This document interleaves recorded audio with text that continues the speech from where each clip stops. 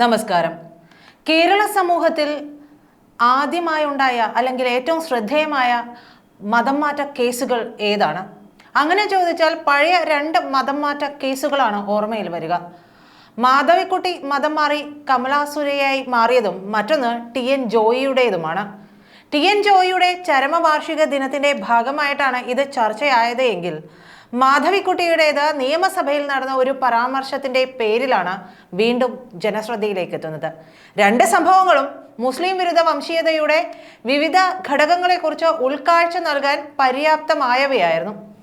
2024 October മാസം തുടക്കത്തിലാണ് കേരള നിയമസഭയിൽ പ്രക്ഷുബ്ധമായിട്ടുള്ള ആ രംഗങ്ങളൊക്കെ ഉണ്ടായത്.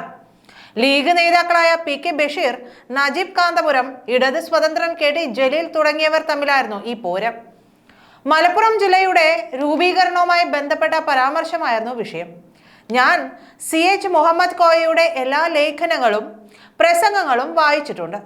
PK ബഷീർ വായിച്ചിട്ടേ ഉണ്ടാവില്ല ഒന്നും എന്ന KT ജലീലിന്റെ പരാമർശത്തോടെ തുടക്കം കുറിച്ച പോരിനിടയിൽ ജലീലിന്റെ നാവിൽ നിന്നും മാധവിക്കുട്ടിയുടെ മതം മാറ്റ പരാമർശവും അങ്ങ് പുറത്തോട്ട് ചാടി. ഇതോടെ വിഷയം പുറത്തെത്തി. ഹിന്ദുത്വ ആഭിമുഖ്യമുള്ള മാധ്യമങ്ങളൊക്കെ ഈ വിഷയം ഏറ്റെടുത്തു. സമദാനിയുടെ ഭാഗത്ത് നിന്ന് നടന്നത് വലിയ കുറ്റകൃത്യമാണെന്ന് ഈ ചർച്ചയിൽ പങ്കെടുത്തവർ ഒന്നടങ്കം പറഞ്ഞു. ബലാത്സംഗം, വിവാഹ വാഗ്ദാനം നടത്തി പറ്റിക്കുക, ചതിച്ച് മതം മാറ്റുക തുടങ്ങിയവയാണ് പ്രധാന ആരോപണങ്ങൾ. അത്രയും AP അഹമ്മദ് മാഷായിരുന്നു ആദ്യം പ്രതികരിച്ച ഒരാൾ. ഒടുവിൽ മാധവിക്കുട്ടി നിയമസഭയിലും എന്ന ശീർഷകത്തിൽ തന്റെ ഫേസ്ബുക്ക് പോളിൽ എഴുതിയ കുറിപ്പിൽ മാധവിക്കുട്ടിയുടെ മതം മാറ്റത്തിൽ നടന്ന കുറ്റകൃത്യം കേരളീയ സമൂഹം മൂടിവെച്ചു എന്നായിരുന്നു ആരോപണം. ഈ വിഷയത്തിൽ 2024 ഒക്ടോബർ 9 AP അഹമ്മദ് മാഷ് പങ്കുവെച്ച കുറിപ്പ് അത് ഇങ്ങനെയാണ്: മാധവിക്കുട്ടിയുടെ മതം മാറ്റത്തിന് പിന്നിൽ നടന്ന കുറ്റകൃത്യങ്ങൾ കൃത്യമായി അറിഞ്ഞിട്ടും മൂടിവെക്കുന്ന കപട സമൂഹമാണ് മലയാളി.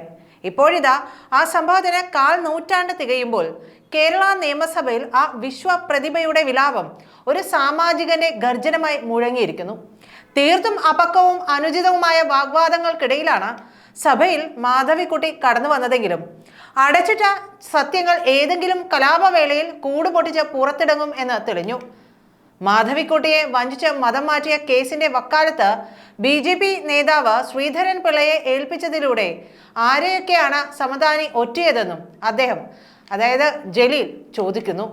സഭ എന്നോ കേൾക്കാൻ കാത്തിരുന്ന ചോദ്യമായിരുന്നു അതെന്ന് ജലീലിന് കിട്ടിയ ആരവങ്ങൾ തെളിയിച്ചു. ഇതായിരുന്നു മാഷിന്റെ വാക്കുകൾ. അടുത്ത ദിവസം ABC മലയാളത്തിന്റെ ചർച്ചയിൽ AP അഹമ്മദ് മാഷ് പങ്കെടുത്തു. ഇതു സംബന്ധിച്ച ഏതാനും പുതിയ അവകാശവാദങ്ങളോടെയാണ് ചർച്ച തുടങ്ങിയത്. അവസാന കാലത്ത് പൂർവ്വ മതത്തിലേക്ക് മടങ്ങാൻ ആഗ്രഹിച്ചിരുന്നുവെന്ന് പുസ്തകത്തിലുണ്ട്. അവസാന കാലത്ത് പർദ്ദ വലിച്ചെറിഞ്ഞു. ലീലാമേനോനെയും കവി വിജയലക്ഷ്മിയെയും വിളിച്ചു വരുത്തി ശ്രീകൃഷ്ണ സ്തോത്രം ചൊല്ലിച്ചിരുന്നു. മക്കൾ വന്നാണ് വീണ്ടും പർദ്ദ ഇടിയിപ്പിച്ചത്. ഹിന്ദു മതത്തിൽ നിന്ന് ഇസ്ലാമിലേക്ക് പോയാൽ ഞങ്ങൾക്കൊന്നുമില്ല, പക്ഷേ തിരിച്ച് ഇങ്ങോട്ട് വന്നാൽ അത് ഞങ്ങളെയും ബാധിക്കുമെന്ന് മക്കൾ പറഞ്ഞു. അവർ ഭീരുക്കളാണ്, അത് പുസ്തകത്തിലുണ്ട്. അവരെ ചതിച്ച രീതി അതിക്രൂരമാണ്. സമദാനിയുടെ റിസോർട്ടുണ്ട്, സർക്കാർ ചെലവിൽ സ്വന്തമായി ഉണ്ടാക്കിയതാണ്. അഴിമതിയുടെ ആൾരൂപമാണ്. ആ റിസോർട്ടിൽ കൊണ്ടുപോയി ചാലിയാറിനെ പടവിലിരുത്തി ബലാത്കാരം ചെയ്തുവെന്ന് പുസ്തകത്തിൽ പറയുന്നു. ഗ്രീൻ ബുക്സ് ഈ പുസ്തകം മലയാളത്തിലാക്കിയപ്പോഴാണ് സമദാനി ശ്രീധരൻ പിള്ള വഴി വക്കീൽ നോട്ടീസ് അയച്ചത്. ഇങ്ങനെയൊരു കേസിൽ ശ്രീധരൻ പിള്ളയെ വക്കാലത്ത് ഏൽപ്പിക്കുമ്പോൾ നൈതികത ഓർക്കേണ്ടതുണ്ട്. മാധവിക്കുട്ടിയെ അപമാനിച്ച ഒരാളുടെ കേസ് ശ്രീധരൻ പിള്ള എടുക്കാൻ പാടില്ലായിരുന്നു. അതിലുണ്ടായ ഇടപാടുകളെ കുറിച്ച് എല്ലാ കാലത്തും ചർച്ചയുണ്ടായിരുന്നു. അത് വിളിച്ചു പറയാനും ഇപ്പോൾ ആളുകളുണ്ടായി. ശ്രീധരൻ പിള്ള മുഖ്യസ്ഥാനത്തുണ്ടാകുമെന്ന് അറിയാവുന്നതുകൊണ്ടാണ് BJP ഇത് ഏറ്റെടുക്കാത്തത്. ലീഗ് നേതാവിൻ്റേത് കൊടികെട്ടിയ കുറ്റകൃത്യമാണ്. ഇനി സമദാനിക്ക് മിണ്ടാതിരിക്കാനാവില്ല. സമർത്ഥമായ മൗനം കൊണ്ട് രക്ഷപ്പെട്ടു പോയ കേസാണ്, അതിന് നടക്കില്ല. 25 കൊല്ലത്തിന് ശേഷം കേസ് നിയമസഭ ഏറ്റെടുക്കുകയാണെന്നും അഹമ്മദ് മാഷ് പറഞ്ഞു. AP അഹമ്മദിന്റെ 2018 പ്രസംഗത്തിലും ഈ വിഷയത്തെക്കുറിച്ച് ഗഹനമായി തന്നെ പറയുന്നുണ്ട്. 2018 AP അഹമ്മദ് നടത്തിയ ആദ്യ വെളിപ്പെടുത്തൽ പിന്നീട് മറുനാടൻ മലയാളി പുനഃസംപ്രേഷണം ചെയ്തു. സമദാനി എന്ന ഭീകരനെന്ന് ആക്ഷേപിച്ചായിരുന്നു AP അഹമ്മദിന്റെ പ്രസംഗം. ചേകന്നൂർ മൗലവിക്ക് വേണ്ടി വലിയ ഒച്ചവെച്ച എത്ര പേർ മാധവിക്കുട്ടിക്ക് വേണ്ടി ശബ്ദിച്ചു. ഇസ്ലാമിക ഭീകരവാദത്തിന്റെ, ആഗോള കച്ചവടത്തിന്റെ, മതപരിവർത്തനം എന്ന ആഗോള കൊള്ളയുടെ ഏറ്റവും വലിയ നേതാവ് മലപ്പുറത്തെ മുസ്ലിം ലീഗിന്റെ നേതാവും MP-യുമാണെന്ന് ചരിത്രം പകൽ വെളിച്ചം പോലെ വിളിച്ചു പറയുമ്പോൾ ലീലാമേനൻ ചങ്കുപൊട്ടി പറഞ്ഞു നോക്കി, കേട്ടില്ല. ഇപ്പോൾ കനേഡിയൻ എഴുത്തുകാരി മെർലി വിസ്ബോർഡ് 10 വർഷം അവരോടൊപ്പം സഞ്ചരിക്കുകയും ജീവിക്കുകയും ചെയ്ത ആത്മസുഹൃത്താണ്. മാധവിക്കുട്ടി ആരാണോ തത്തുല്യമായ എഴുത്തുകാരിയാണ് മെർലി വിസ്ബോർഡ്. നമ്മെ പോലെ കാപ്പട്യമില്ലാത്തത് കൊണ്ട് അവരത് തുറന്നെഴുതി. മരിക്കുന്നതിന് മുൻപ് മാധവിക്കുട്ടിയോട് ഇവനാണ് ഭീകരൻ എഴുതട്ടെ എന്ന് ചോദിച്ചപ്പോൾ മരിച്ചു പോയിട്ട് അറസ്റ്റ് ചെയ്തു പോകുന്നത് കാണരുതെന്ന് മാത്രമാണ്, അതുകൊണ്ട് പേര് മാറ്റണം. അങ്ങനെയാണ് സാധിക്കലിയായത്. കമലിന് അത്ര പോലും കഴിഞ്ഞില്ല. വേഷമൊക്കെ ഒപ്പിച്ചു കൊടുത്തു, പക്ഷേ പേര് നൽകിയില്ല. അക്ബർ അലിയോ മറ്റോ. അക്ബർ അലിയും സാദിഖലിയുമല്ല. ആ ഭീകരന്റെ യഥാർത്ഥ പേര് സമദാനിയാണെന്ന് പറയാൻ മലയാളിക്ക് എന്താണ് നാക്ക് പൊന്താത്തത്? 67 വയസ്സുള്ള അമ്മയുടെ പ്രായമുള്ള സ്ത്രീയെ ചാലിയാറിന്റെ തീരത്ത് വെച്ച് പ്രണയാന്തരീക്ഷമൊരുക്കി ബലാത്കാരം ചെയ്തു. കലഹിക്കുമ്പോൾ കെട്ടിക്കോളാമെന്ന് പറയുക. ഇന്നു മുതൽ 10ാം ദിവസം ഭാര്യയാവും. അതിന് കണ്ടീഷൻ മതം മാറണം. പ്രണയത്തിന് വേണ്ടി ദാഹിച്ചുകൊണ്ടിരുന്ന ആ അത്യുത്തമയായ ജന്മം അതിന് തയ്യാറായി. അവർ മതം മാറാൻ ഏർപ്പാട് ചെയ്തു. പാളയം ഇമാമിനെ വിളിച്ചു. തിരുവനന്തപുരം സൗത്ത് പാർക്കിൽ ഡിന്നർ ബുക്ക് ചെയ്തു. കേരളത്തിൽ ഏറ്റവും ആദ്യം റിപ്പോർട്ട് ചെയ്ത ലവ് ജിഹാദ് എന്ന വിശേഷണത്തോടെയാണ് ABC മലയാളം, മറുനാടൻ മലയാളി, ജനം എന്നീ ചാനലുകളെല്ലാം ഈ വിഷയം ചർച്ച ചെയ്തത്. ഹിന്ദുവിനെ ഒറ്റിയ കഥ ജലീൽ പറയുന്നു എന്ന ശീർഷകത്തിൽ ABC-യിൽ നടന്ന ചർച്ചയിൽ അവതാരകനൊപ്പം KT ജലീൽ പങ്കുകൊണ്ടു. 2018-ൽ മതമാറ്റം, മതനിരപേക്ഷത എന്ന വിഷയത്തിൽ എടക്കരയിൽ നടന്ന സെമിനാറിൽ താൻ ഈ വിഷയം പറഞ്ഞത് ഓർത്തുകൊണ്ടാണ് അഹമ്മദ് മാഷ് അന്ന് ചർച്ചയ്ക്ക് തുടക്കമിടുന്നത്. മാധവിക്കുട്ടിയുടെ കൂട്ടുകാരി മെർലി വിസ്ബോർഡ് അവരോടൊപ്പം ജീവിച്ച ഒരു പുസ്തകം എഴുതി. മതമാറ്റത്തിന് ശേഷം മാധവിക്കുട്ടി 10 കൊല്ലത്തോളം ജീവിച്ചു. അവരോട് മാധവിക്കുട്ടി തന്റെ സങ്കടങ്ങൾ പറഞ്ഞിട്ടുണ്ട്. മരിക്കുന്നതിന് മുമ്പ് വായിച്ചു കൊടുത്തു. ഇവനെ, അതായത് സമദാനിയെ കുറച്ചുകാലമെങ്കിലും ആത്മാർത്ഥമായി സ്നേഹിച്ചിരുന്നുവല്ലോ, അതുകൊണ്ട് പേര് മാറ്റിയേക്ക്.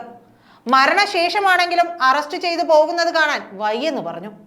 സമദാനിയുടെ പേര് സാദിഖലി എന്ന് മാറ്റിയാണ് പ്രസിദ്ധീകരിച്ചത്. സമദാനിയാണെന്ന് തിരിച്ചറിയാൻ ധാരാളം അടയാളങ്ങൾ അതിലുണ്ട്. മുസ്ലിം ലീഗ് നേതാവാണ്, മതപ്രഭാഷകനാണ്, രാജ്യസഭാ അംഗമാണ്, അല്ലാമ ഇക്ബാലിന്റെ ഫാനാണ്, 2 കല്യാണം കഴിച്ചിട്ടുണ്ട്. ആ പുസ്തകവുമായി ഞാൻ പലരെയും കണ്ടു, പക്ഷേ ആരും ഉന്നയിക്കാൻ തയ്യാറായില്ല. കാര്യം എല്ലാവർക്കും അറിയാം. മാതൃഭൂമിയെ ആക്ഷേപിക്കുന്ന നിലപാടെടുക്കുകയില്ലെന്ന് ഒരാൾ പറഞ്ഞു.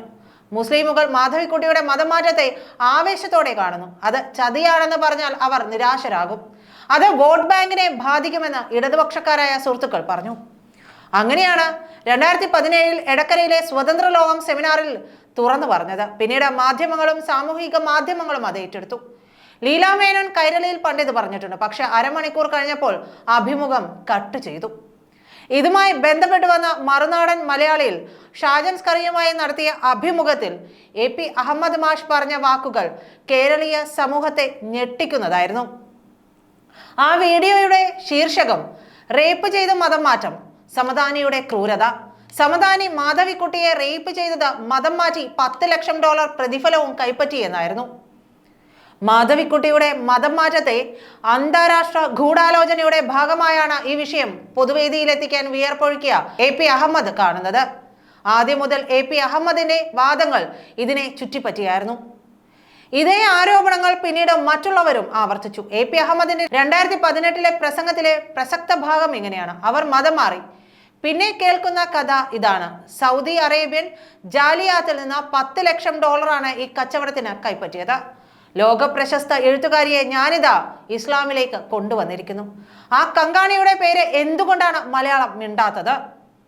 മുൻ കാലടി സർവകലാശാല VC ഡോക്ടർ KS രാധാകൃഷ്ണനും AP അഹമ്മദും മാധ്യമപ്രവർത്തകൻ രാമചന്ദ്രനും പങ്കെടുത്ത ചർച്ചയിൽ രാധാകൃഷ്ണൻ ഈ വിഷയത്തിൽ കൂടുതൽ കൂട്ടിച്ചേർക്കൽ നടത്തി. ഇസ്ലാമിക പണ്ഡിതൻ റിയാലു സാഹിബിനെ ചുറ്റിപ്പറ്റിയായിരുന്നു അദ്ദേഹം ഫണ്ടിംഗ് ആരോപണങ്ങൾ ഉന്നയിച്ചത്. KM റിയാലു എന്നയാൾ മരിച്ച ശേഷം അദ്ദേഹത്തെക്കുറിച്ച് മാധ്യമത്തിലോ റിസാലയിലോ വന്ന ലേഖനത്തിൽ പറഞ്ഞിരുന്നത് അദ്ദേഹം 1000 പേരെ മതം മാറ്റിയിട്ടുണ്ടെന്നാണ്. തമിഴ്നാട്ടിലെ ചില പ്രസിദ്ധരുടെ പേരും പറഞ്ഞിട്ടുണ്ട്. അദ്ദേഹമാണ് മാധവിക്കുട്ടിയെ മതം മാറ്റിയതെന്നും അത് മാത്രമല്ല 1000 പേരെ മതം മാറ്റിയിട്ടുണ്ടെന്നും ലേഖനത്തിൽ പറഞ്ഞിരുന്നു. മറ്റൊരു അവകാശവാദവും ഇതിലുണ്ട്. മതം മാറിയവർക്ക് ആളും അർത്ഥവും നൽകിയിട്ടുണ്ട്. ഒന്നും വെറുതെയല്ല. റിയാലും ഇറാനിലെ ഇസ്ലാമിക വിപ്ലവത്തിൽ വിദഗ്ധ പരിശീലനം നേടിയ ആളാണ്. കുവൈത്തിൽ നിന്നാണ് അന്ന് അവിടേക്ക് പോയത്. ഇറാനിൽ നിന്ന് കുവൈത്തിലെത്തിയ റിയാലുവിനെ കുവൈത്ത് സർക്കാർ ഇന്ത്യയിലേക്ക് നാടുകടത്തി.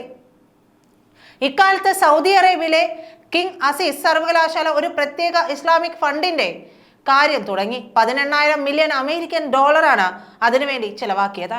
എല്ലാ ഇസ്ലാമിക രാജ്യങ്ങളിൽ നിന്നും പിരിച്ച് കിങ് അബ്ദുൽ അസീസ് സർവകലാശാലയിലേക്ക് കൊടുക്കുകയായിരുന്നു. മാധ്യമം, സാഹിത്യം, സർവകലാശാല അധ്യാപനം തുടങ്ങി 3 രംഗത്താണ് പണം നിക്ഷേപിച്ചത്. സർവകലാശാല അധ്യാപനത്തിൽ സ്കോളർഷിപ്പും ഫെലോഷിപ്പും കൊടുത്തു. പക്ഷേ ഗവേഷണ വിഷയം അവരാണ് നിശ്ചയിക്കുക.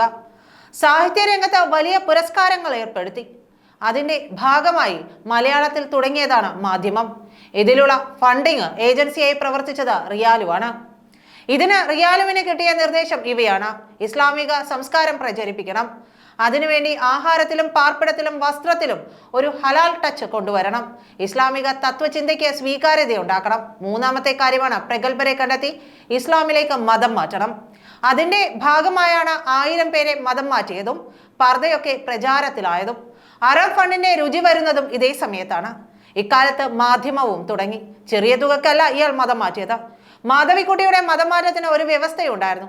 ശ്രീകൃഷ്ണനെയോ ആരെയെങ്കിലും മനസ്സിൽ സൂക്ഷിച്ചാലും മരിക്കുമ്പോൾ ഇസ്ലാമിക ആചാരപ്രകാരം സംസ്കരിക്കണം. അവരുമായി ഈ ധാരണ നേരത്തെ എത്തിയിട്ടുണ്ട്. മകൻ MD നാലപ്പാട്ടാണ് എല്ലാ കാര്യങ്ങളും ഏർപ്പാട് ചെയ്തത്. അദ്ദേഹമാണ് ഇതിന്റെ ഡീൽ ഉണ്ടാക്കിയത്. മാധവിക്കുട്ടിയെ ആരും ട്രാപ്പിലാക്കിയതല്ല, അവരത് അറിഞ്ഞുകൊണ്ട് ചെയ്തതാണ്. റിയാലു ഒന്നും നേരിട്ടല്ല ചെയ്തത്, സമദാനിയാണ് ഏജന്റ്.